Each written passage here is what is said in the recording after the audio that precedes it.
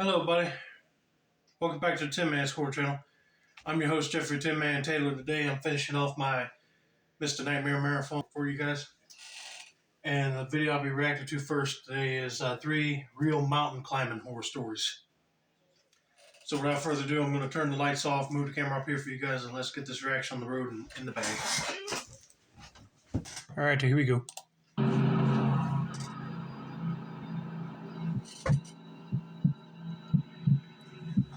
I'm part of this group that's centered around doing outdoorsy activities like hiking, snowboarding, mountain climbing, and so on. Sounds fun. It started as a Facebook group and evolved into a closer-knit group of people, around 10 of us. Not all 10 or so people go to every outing, obviously. We once organized a trip to Adirondack Park where we could climb one of the many mountain trails. On this trip, it was only 4 of us, DeVito, James, and Christina. We brought sleeping bags and 2 tents. Since James and I were the only guys on this trip, we carried the extra weight of the tents in our bags. Because we wanted to experience this during the beautiful fall foliage, we went in the month of October. The weather was perfect, but still, once it started getting dark, we couldn't continue on the path. I always like going to the mountains to look at autumn leaves in the trees. A beautiful sight to see, nevertheless. We'd have to set up camp before it would get too dark to do even that. We set up camp on a hard rocky surface, and 3 of us started collecting wood for a little fire. James poured some lighter fluid into the pile of sticks and wood we collected, and that helped get it going. Sitting around the fire, we started to eat whatever foods we had packed while recounting about previous trips we'd taken together.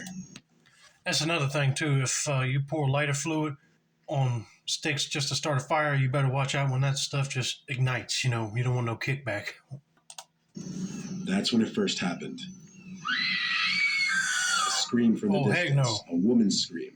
A scream that sounded as though someone was being attacked or feared for their lives echoed down the mountain. The 4 of us fell silent and looked at each other. Any of us who had food in our mouths had stopped chewing. We were all just frozen for a few seconds. The scream didn't repeat. We broke the silence by asking what we should do. We should have been alone this far into the trail.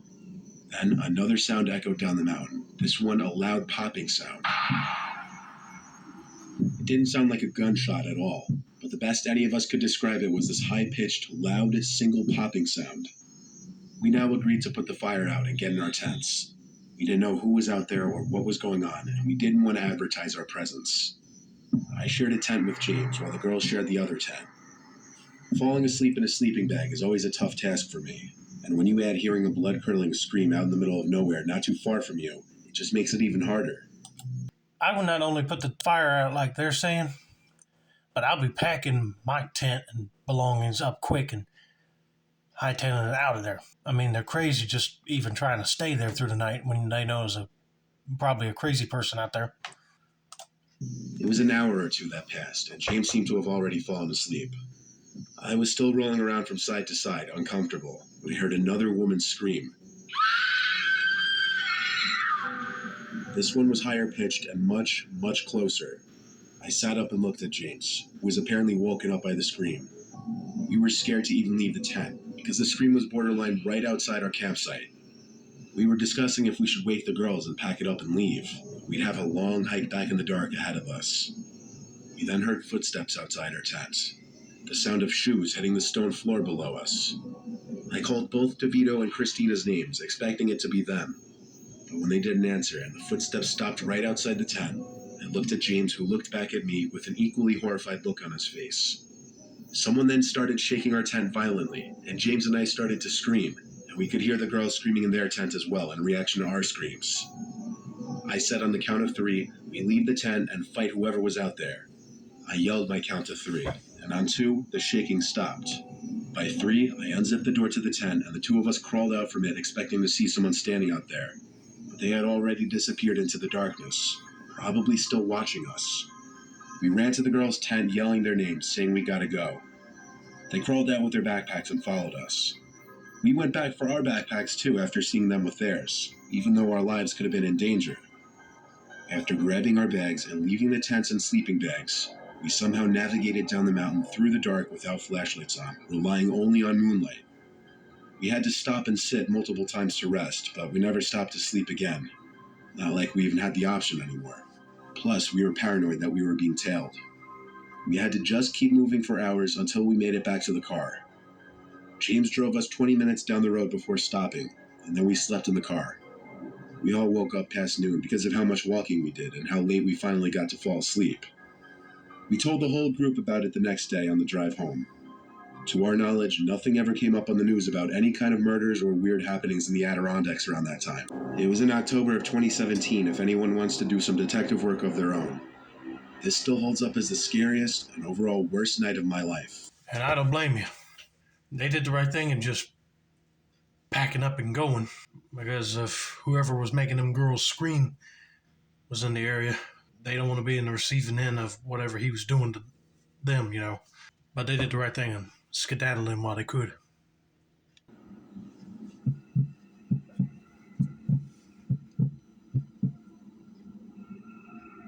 My uncle is notorious in my family for being a daredevil and always worrying my mom, other uncles, and grandma, especially considering he's been on multiple medications for decades.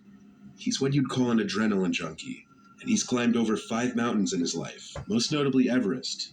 Well, he's attempted Everest, but he didn't make it to the top.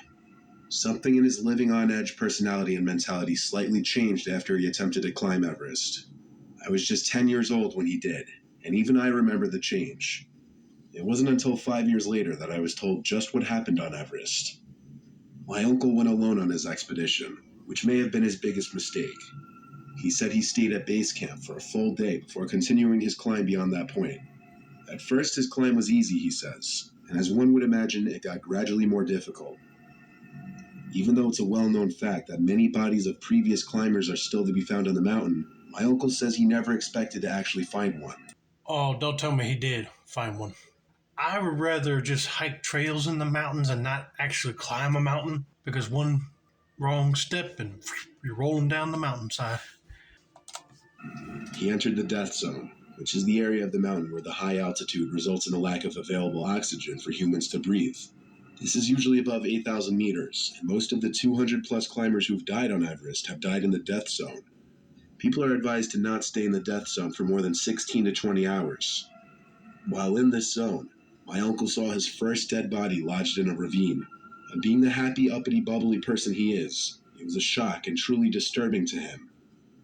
He described his mood change from, in his words, feeling alive and on top of the world, to in over his head and mortal. Nevertheless, he progressed onward, and when he was tired, he took a break and sat down. Seeing the corpse really messed with his head, and he mentioned that he was also starting to feel dizzy and lightheaded.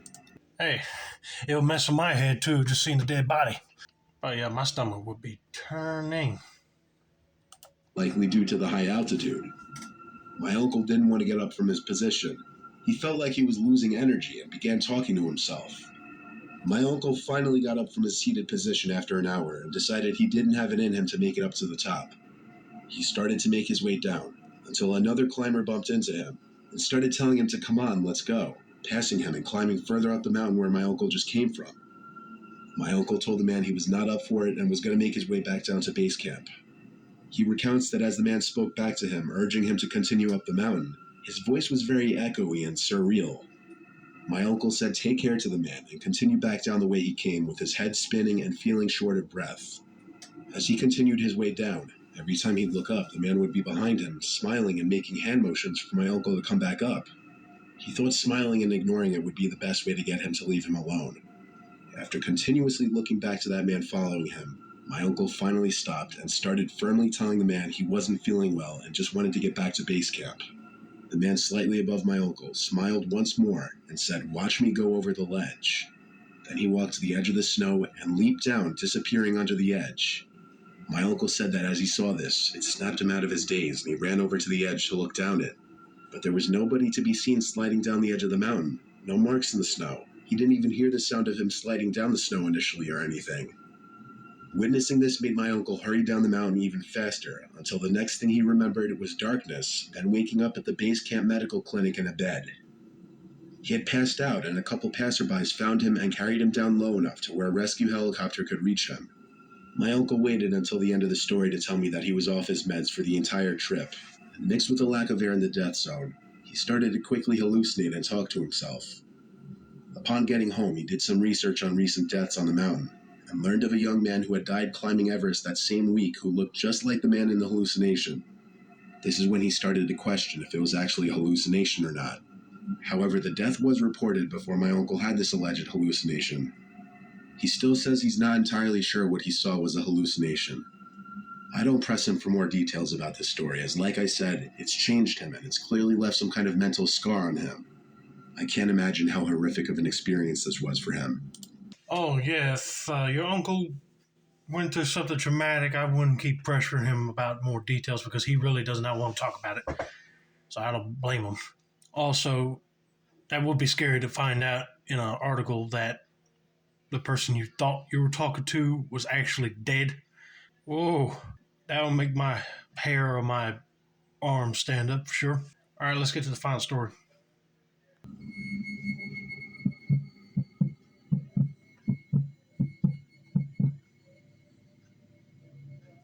I once drove up to Banff National Park in Canada for a day of hiking and climbing.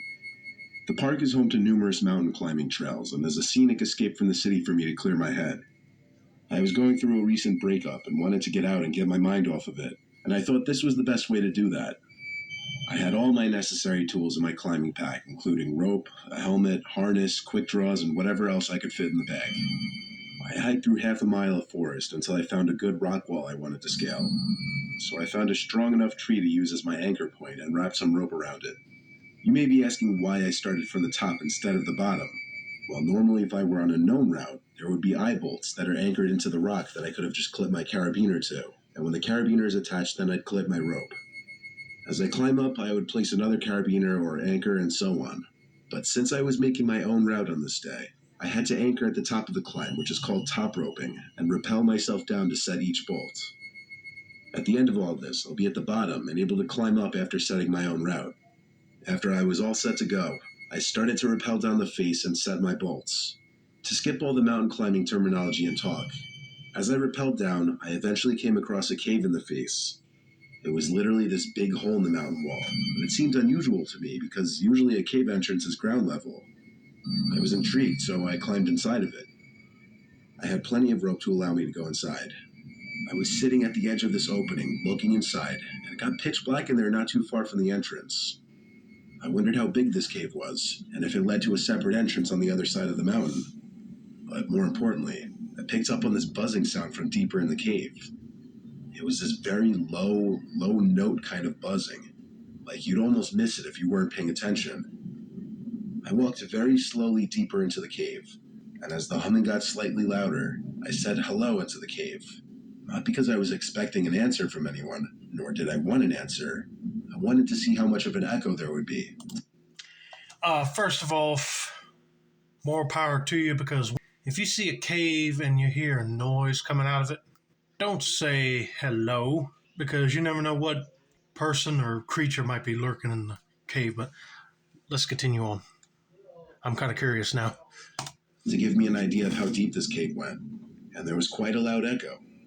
But on top of that, the humming or buzzing sound stopped after I said it. I was creeped out, no doubt, but I was still intrigued as to what that buzzing sound could have been. I stepped just a little more into the cave, the rope starting to wedge at the top of the cave entrance now. I started to hear this slow, deep breathing, and I suddenly knew I wasn't in the cave alone. Perhaps there was an animal in there. I started to back away slowly out of the cave. When I felt I was close enough to the entrance of the cave, I took out my flashlight from my backpack, aimed it into the cave, and my finger quivered over the button for a few seconds. In a moment of poor judgment but pure curiosity, I turned the flashlight on, and the cave lit up a bit. At first I thought it was just an empty cave, until I noticed the two heads, peering to me from behind the curved cave wall. I could only see half their faces, but they looked sickly and decrepit. The way they were watching me, they were in the dark seconds ago, impossible for me to see, but them able to see me perfectly standing by the light near the entrance of the cave. I turned off the flashlight and ran for it back out of the cave. I started to climb back up the face, when I felt a grip around my ankle trying to pull me back into the cave. I kicked as hard as I could at my attacker, and I felt my shoe hit their face. In response, the sickly-looking person let go, and I heard him make this horrible shriek of pain. He sounded less human and more like some literal cave-dwelling monster. I didn't look down. I climbed the rock wall faster than I'd ever climbed. I don't think either of those two barely human things I saw in that cave attempted to come out and grab me. I made it back to the top in a surprisingly quick amount of time due to adrenaline. The reason I didn't just allow the rope to safely descend me down to the bottom instead of climbing to the top was because I feared they would grab the rope and pull me back up. I carved 2 big X's at the top of the face, and then 2 more at the bottom, indicating to whoever passes by here not to climb here. I hiked my way all the way back to the side of the road where I parked my car. I had a long drive home lost in my thoughts, appreciating my life and scared shitless, wondering what the hell was wrong with those people in that cave. Why were they in there? And what were they going to do to me? I'm telling you, they looked pale and sickly. They were not regular people. I called the park warden's number and gave them the coordinates of the cave and told them about the dangerous, sickly-looking people hiding in there. I'll tell you one thing, though. This experience definitely took my mind off my breakup for a while. You know, at first, the way he was describing it, I thought it was like sick people. In other words, like people on drugs. If they looked like they were barely human, I don't know what to tell you. Unless it was some sort of cave-dwelling creature that we never heard of yet. Who knows, right? But I'm glad that he was able to get out. But anyway, that's going to be it for now. Hope you guys enjoyed this Mr. Nightmare video. Don't forget to like, subscribe, turn on those post notifications for more Mr. Nightmare content like this. This has been another successful installment of the Tin Man's Corner channel. I'm your host, Jeffrey Tin Man Taylor. I say that's a wrap, and have a nice day, everybody.